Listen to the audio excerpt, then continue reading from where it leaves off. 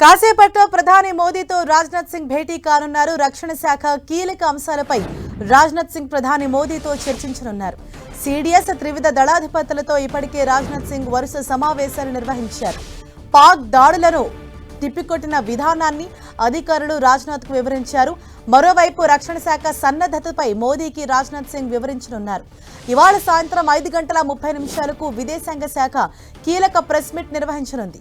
Operation Sindoor 2.0 వివరాలను అధికారులు మీడియాతో ఆ డీటెయిల్స్ ను వెల్లడించబోతున్నారని తెలుస్తోంది. దానికి సంబంధించిన బిగ్ బ్రేకింగ్ మనం చూస్తూ ఉన్నాము. కాసేపట్లో ప్రధానమంత్రి నరేంద్ర మోదీతో రాజ్నాథ్ సింగ్ భేటీ కాబోతున్నారు. ఇప్పటికే త్రివిధ దళాధిపతులతోటి అలాగే హోంమంత్రి అమిత్ షా సైతం ఈ సమీక్ష సమావేశంలో పాల్గొన్నారు. మరోవైపు సరిహద్దుల వద్ద నెలకొన్న తాజా పరిస్థితికి సంబంధించి ఎప్పటికప్పుడు అధికారులు ప్రధాని మోదీకి వివరిస్తూ ఉన్నారు. మరోవైపు పాక్ దాడులను తిప్పికొట్టిన విధానాన్ని రాజ్నాథ్ సింగ్ కు ఇప్పటికే అధికారులు వివరించారు. ఆ డీటెయిల్స్ అన్నింటినీ మరి కాసేపట్లో ప్రధాని మోదీతో ఆయన డిస్కస్ చేయబోతున్నారు. మరోవైపు ఇవాళ సాయంత్రం 5:30 ఒక ప్రెస్ మీట్ ఉంటుందని తెలుస్తోంది. ఆ ప్రెస్ మీట్ లో ఈ సింధూర్ 2.0కి సంబంధించిన లేటెస్ట్ డీటెయిల్స్ అండ్ అప్డేట్స్ అన్ని కూడా మీడియాతో షేర్ చేసుకుంటారని మనకు తెలుస్తోంది. రక్షణ శాఖ కీలక అంశాలపై ఇప్పటికే రక్షణ శాఖ మంత్రి రాజ్నాథ్ సింగ్ వివరించారు. మరోవైపు సిడిఎస్ అలాగే త్రివిధ దళాధిపతులతో రాజ్నాథ్ సింగ్ వరుస సమావేశాలు నిర్వహించారు.